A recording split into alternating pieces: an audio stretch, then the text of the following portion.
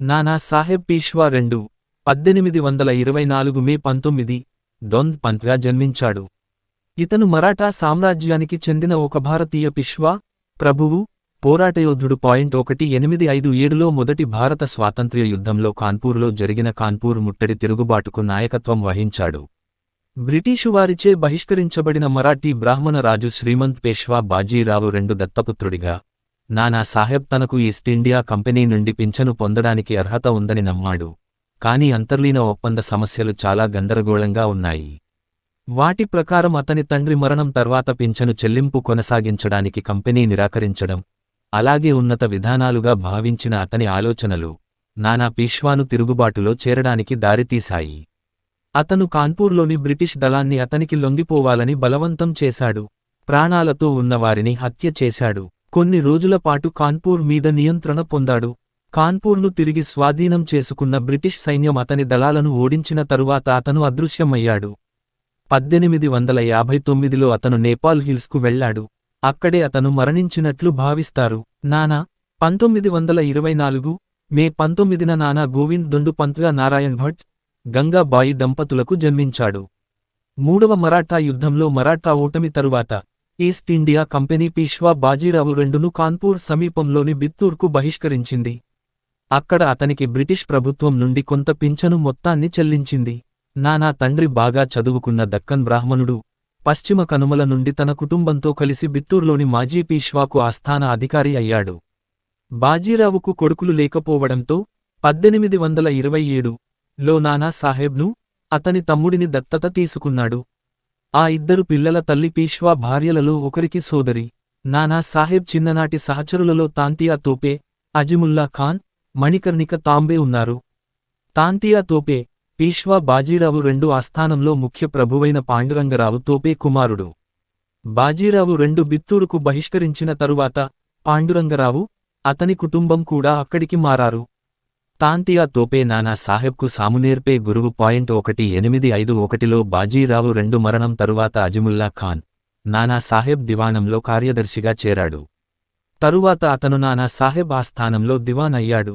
1848, 1856 మధ్య British governor general of ఇండియాగా ఉన్న lord Dalhousie doctrine of laps సిద్ధాంతం ప్రకారం రూపొందించిన విలీన విధానం అతను ప్రత్యక్షంగా అసమర్థుడు లేదా ప్రత్యక్ష వారసుడు లేకుండా మరణిస్తే బ్రిటిష్ ఈస్ట్ ఇండియా కంపెనీ ఉపఖండంలో ఆధిపత్య సామ్రాజ్య శక్తి ప్రత్యక్ష ప్రభావం పారామౌంట్సీ లో ఉన్న ఏదైనా రాచరిక రాష్ట్రం లేదా భూభాగం బ్రిటిష్ అనుబంధ వ్యవస్థ కింద ఒక సామంత రాజ్యంగా ఉంటే అది స్వయంచాలకంగా విలీనం చేయబడుతుంది.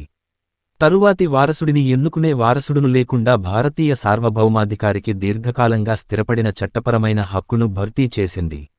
అదనంగా సంభావ్య పాలకులు తగినంత సమర్థులా కాదా అని బ్రిటిష్ వారు నిర్ణయిస్తారు. ఈ సిద్ధాంతం దాని అన్వయం భారతీయులు విస్తృతమైన చట్టవిరుద్ధంగా పరిగణించింది. ఆ సమయంలో కంపెనీ ఉపఖండంలో విస్తరించి ఉన్న అనేక ప్రాంతాలపై సంపూర్ణ సామ్రాజ్య పరిపాలన అధికార పరిధిని కలిగి ఉంది. ఈ సిద్ధాంత ప్రకారం సతారా 1848, జైత్పూర్, సంబల్పూర్ 1849, బఘత్ 1850, నాగ్పూర్ 1853, ఝాన్సీ 1854 రాచరిక రాష్ట్రాలను బ్రిటిష్ ఈస్ట్ ఇండియా స్వాధీనం చేసుకుంది. స్థానిక పాలకుడు సక్రమంగా పాలించడం లేదని ఆరోపిస్తూ అవధ్ ప్రాంతాన్ని 1856లో బ్రిటిష్ వారు స్వాధీనం చేసుకున్నారు. ఈ సిద్ధాంతాన్ని ఉపయోగించి కంపెనీ తన వార్షిక ఆదాయాన్ని సుమారు 4 మిలియన్ పౌండ్లకు పెంచుకుంది. ఈస్టిండియా కంపెనీ పెరుగుతున్న శక్తితో భారతీయ సమాజంలోని వర్గాలలో ఎక్కువగా స్వదేశీ సాయుధ ఝాన్సీ దళాలలో అసంతృప్తి చెలరేగింది. ఇవి 1857 నాటి భారతీయ తిరుగుబాటు సమయంలో పదవీచ్యుతులైన రాజవంశాలతో చేరాయి. పీష్వా వీలునామా ప్రకారం నానా సాహెబ్ తన దత్తత ద్వారా మరాఠా సింహాసనానికి వారసుడిగా భావించాడు.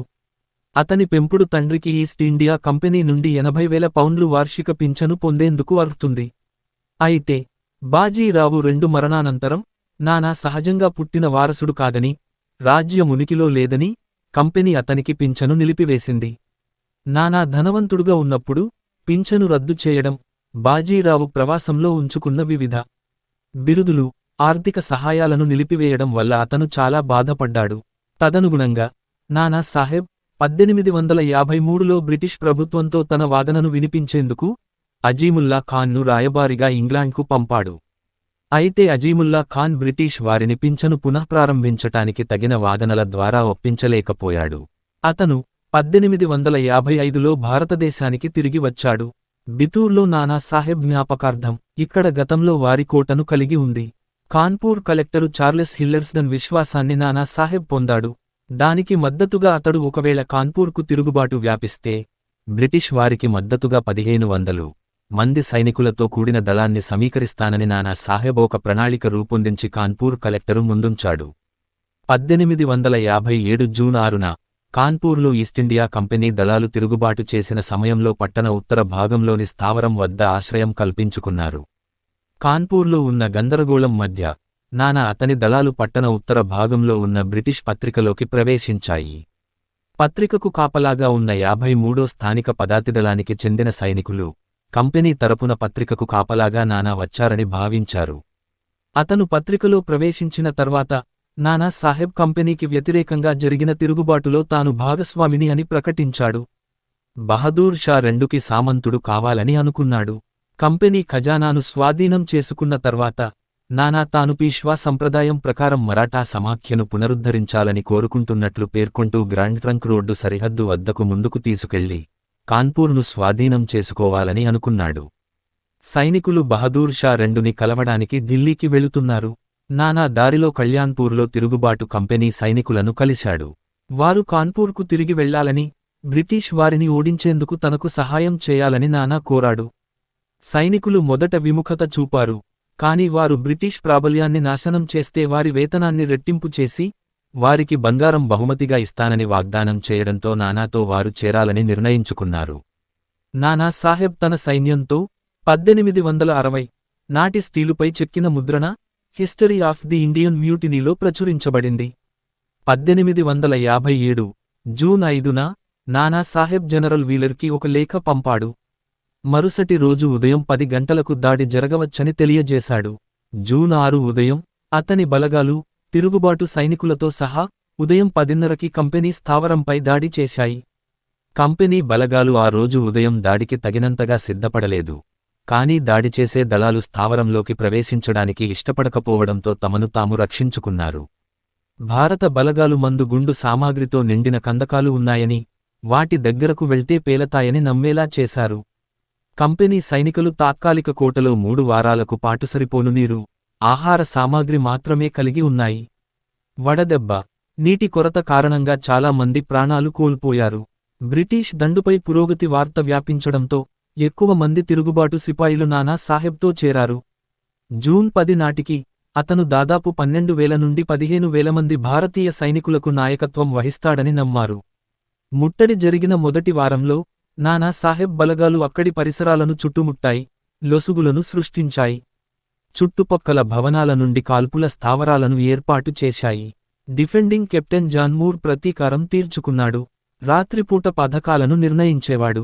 నానా సాహెబ్ తన ప్రధాన కార్యాలయాన్ని అక్కడికి 2 మైళ్ల దూరంలో ఉన్న సవదా హౌస్ లేదా సవదా కోటికి మార్చాడు. అదిమూర్ పథకాలకు ప్రతిస్పందనగా నానా సాహెబ్ బ్రిటిష్ ప్రాబల్యంపై ప్రత్యక్ష దాడికి ప్రయత్నించాలని నిర్ణయించాడు. కాని తిరుగుబాటు సైనికులు నిరుత్సాహం ప్రదర్శించారు. స్నిపర్ కాల్పులు, బాంబు దాడి 1857 జూన్ 23 వరకు, ప్లాసీ యుద్ధం 100వ వార్షికోత్సవం వరకు కొనసాగాయి. 1757 జూన్ 23న జరిగిన ప్లాసీ యుద్ధం భారతదేశంలో ఈస్టిండియా కంపెనీ పాలన విస్తరణకు దారితీసిన కీలకమైన యుద్ధాలలో ఒకటి. సిపాయిల తిరుగుబాటు చోదక శక్తులలో ఒకటి. ఈ యుద్ధం తర్వాత సరిగ్గా 100 సంవత్సరాల తర్వాత ఈస్టిండియా కంపెనీ పాలన పతనమవుతుందని ప్రముఖులు అంచనా వేశారు. ఇది నానా సాహెబ్ ఆధ్వర్యంలోని తిరుగుబాటు సైనికులను 1857 జూన్ 23న స్థావరంపై పెద్ద దాడి చేయడానికి ప్రేరేపించింది. అయితే ఆ రోజు ముగిసే సమయానికి వారు స్థావరాల వద్దకు ప్రవేశించలేకపోయారు. వరుస బాంబు పేలుళ్లు, స్నిపర్ కాల్పులు దాడుల కారణంగా తన సైనికులు, పౌరులు క్రమంగా స్థిరత్వం కోల్పోయారు. వ్యాధులతో బాధపడేవారు ఎక్కువ అయ్యారు. ఆహారం, నీరు, ఔషధాల సరఫరా తక్కువగా ఉంది. అతని కుమారుడు లెఫ్టినెంట్ గోర్డాన్ వీలర్ బ్యారక్స్పై దాడిలో శిరచ్ఛేదం చేయబడిన తర్వాత జనరల్ వీలర్ వ్యక్తిగత ధైర్యం తగ్గింది. నానా సాహెబ్, అతని సలహాదారులు ప్రతిష్టంభనను అంతం చేయడానికి ఒక ప్రణాళికను రూపొందించారు. జూన్ 24న అతను ఒక మహిళా యూరోపియన్ ఖైదీ రోజ్ గ్రీన్వే ద్వారా వారి సందేశాన్ని తెలియజేయడానికి స్థావరాల ప్రదేశం వద్దకు పంపాడు. లొంగిపోవడానికి ప్రతిఫలంగా అతను సతీచౌరా ఘాట్కి యూరోపియన్లు సురక్షితమైన మార్గాన్ని ఎంచుకోవలసిందిగా సూచన చేశాడు. అక్కడ నుండి గంగానది రేవు నుండి అలహాబాద్కు బయలుదేరవచ్చు. నానా సాహెబ్ సంతకం లేదనే కారణంపై జనరల్ వీలర్ ఈ ప్రతిపాదనను తిరస్కరించాడు. దానిలో నానా సాహెబ్ స్వయంగా ప్రతిపాదించాడని ఎటువంటి హామీ లేదని భావించాడు. మరుసటి రోజు జూన్ 25న వివిధ అభిప్రాయాలతో 2 గ్రూపులుగా విభజించబడిన అభిప్రాయాలతో ఒక సమూహం రక్షణను కొనసాగించడానికి అనుకూలంగా ఉన్నట్లు, రెండవ సమూహం ప్రతిపాదనను అంగీకరించడానికి సిద్ధంగా ఉన్నట్లు నానా సాహెబ్ తన సంతకంతో మరొక మహిళా ఖైదీ జాకోబి ద్వారా 2వ లేఖను పంపాడు. మరుసటి రోజు నానా సాహెబ్ దళాల నుండి ఎటువంటి బాంబు దాడి జరగలేదు. చివరగా అలహాబాద్కి సురక్షితమైన మార్గం కోసం ప్రతిఫలంగా వీలరు లొంగిపోవాలని నిర్ణయించుకున్నాడు. ఒకరోజు చనిపోయిన వారి ఖననం తర్వాత యూరోపియన్లు 1857 జూన్ 27 ఉదయం అలహాబాద్కు బయలుదేరాలని నిర్ణయించుకున్నారు. సతీచౌరా ఘాట్ ఊచకోత. సతీచౌరా ఘాట్ జట్టి జూన్ 27, 1857 ఉదయం వీలర్ నేతృత్వంలోని పెద్ద స్తంభం మీదు నుండి ప్రవేశం కల్పించారు. మహిళలు, పిల్లలు, రోగులు నదీ తీరాలకు వెళ్లేందుకు వీలుగా నానా బండ్లు, డోలీలు, ఏనుగులను ఏర్పాటు చేశాడు. కంపెనీ అధికారులు, సైనికాధికారులు తమ ఆయుధాలు, మందుగుండు సామాగ్రిని వారితో తీసుకెళ్లడానికి అనుమతించారు. దాదాపు మొత్తం తిరుగుబాటు సైన్యంతో పాటు వారిని తీసుకెళ్లారు. ఉదయం 8 గంటలకు సతీచౌర ఘాట్కు చేరుకున్నారు. నానా సాహెబ్ ఈ ఘాట్ వద్ద అలహాబాద్కు బయలుదేరడానికి హర్దేవ్ మల్లా అనే పడవ మనిషికి చెందిన 40 పడవలను ఏర్పాటు చేశాడు. సతీచౌర ఘాట్ వద్ద గంగా నది అసాధారణంగా ఎండిపోయింది. యూరోపియన్లు పడవలను దూరంగా తరలించడానికి చాలా కష్టపడ్డారు. నదికి దిగే మెట్ల పొడవునా, ఘాట్కి ఇరువైపులా ఎత్తైన ఒడ్డున తమ పూర్వీకులను చూడటానికి పెద్ద సంఖ్యలో తరలివచ్చిన ప్రజలతో నిండిపోయింది. అలహాబాద్ నుండి 6వ స్థానిక పదాతిదళం, బెనారస్ నుండి 37వ బెటాలియన్ సిపాయిలు ఒడ్డున ఉన్న ప్రజలతో వేచి ఉన్నారు. ఈ 2 బెటాలియన్లు జేమ్స్ జార్జ్ స్మిత్ నీల్ కాలం ద్వారా వారి స్టేషన్ల నుండి తరిమివేశారు. వారు కవాతులో సమావేశమై వారి ఆయుధాలు పడవేయమని ఆదేశించారు. అలా చేసిన తర్వాత బ్రిటిష్ దళాలు కనికరం లేకుండా కాల్పులు జరిపారు. తప్పించుకున్న అదృష్టవంతులు తమ గ్రామాలకు తిరిగి వచ్చారు. ఈ సమయంలో ఎత్తైన ఒడ్డు నుండి ఒక షాట్ కాల్చారు. భారతీయ పడవ నడిపేవారు ఒడ్డుకు దూకి ఒడ్డువైపు ఈత కొట్టడం ప్రారంభించారు. వారి జంప్ సమయంలో కొన్ని మంటలు వారి ఒంటికి తగిలాయి, కొన్ని పడవలు కాలిపోయాయి. సతీచౌరా ఘాట్ వద్ద తరువాత చుట్టుముట్టినప్పటికీ మొదటి షాట్కు యూరోపియన్ తిరుగుబాటు సిపాయిలు చాలా మంది చనిపోయారు, కొంతమందిని బంధించారు. ఆ తర్వాత కొంతమంది కంపెనీ అధికారులు నానా ఆలస్యానికి కారణం కావాలనే ఉద్దేశంతో బోట్లను వీలైనంత ఎత్తులో మట్టిలో ఉంచారని పేర్కొన్నారు. తిరుగుబాటుదారులు యూరోపియన్లందరిపై కాల్పులు జరిపి చంపడానికి నానా గతంలో ఏర్పాట్లు చేశారని వారు ఆరోపించారు. ఈస్టిండియా కంపెనీ నానా ద్రోహం అమాయక ప్రజలను హత్య చేసినట్లు ఆ తర్వాత ఆరోపించినప్పటికీ నానా ముందస్తు ప్రణాళికతో లేదా మారణకాండకు ఆదేశించినట్లు నిరూపించడానికి ఖచ్చితమైన ఆధారాలు కనుగొనబడలేదు. కొంతమంది చరిత్రకారులు సతీచౌరా ఘాట్ ఊచకోత గందరగోళం ఫలితంగా జరిగిందని నమ్ముతారు. నానా అతని సహచరులు అమలు చేసిన పథకం కాదని భావిస్తారు. ఏది ఏమైనప్పటికీ నది ఒడ్డున ముందుగా అమర్చిన ఫిరంగుల నుండి స్నిపర్ కాల్పులు సంఘటన స్థలంలో నివేదించబడిన వాస్తవం ముందస్తు ప్రణాళికను సూచించవచ్చు.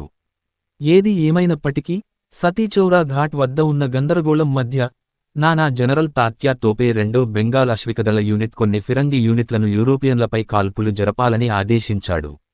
మిగిలిన కంపెనీ సైనికులను కత్తులు పిస్టల్స్తో చంపడానికి తిరుగుబాటు అశ్వికదళ సోవర్లు నీటిలోకి వెళ్లారు. బతికి ఉన్న పురుషులు చంపబడ్డారు, మహిళలు పిల్లలను పట్టుకున్నారు, ఎందుకంటే వారి హత్యను నానా ఆమోదించలేదు. ముట్టడి సమయంలో దాదాపు 120 మంది మహిళలు పిల్లలను ఖైదీలుగా పట్టుకుని నానా సాహెబ్ ప్రధాన కార్యాలయమైన సవాదా హౌస్ కు తీసుకెళ్లారు. 1947లో భారతదేశానికి స్వాతంత్ర్యం వచ్చిన తరువాత నానా స్వాతంత్ర్య సమరయోధుడుగా కీర్తించబడ్డాడు. కాన్పూర్లోని నానా రావు పార్క్ నానా, అతని సోదరుడు బాలరావు గౌరవార్థం నిర్మించబడింది.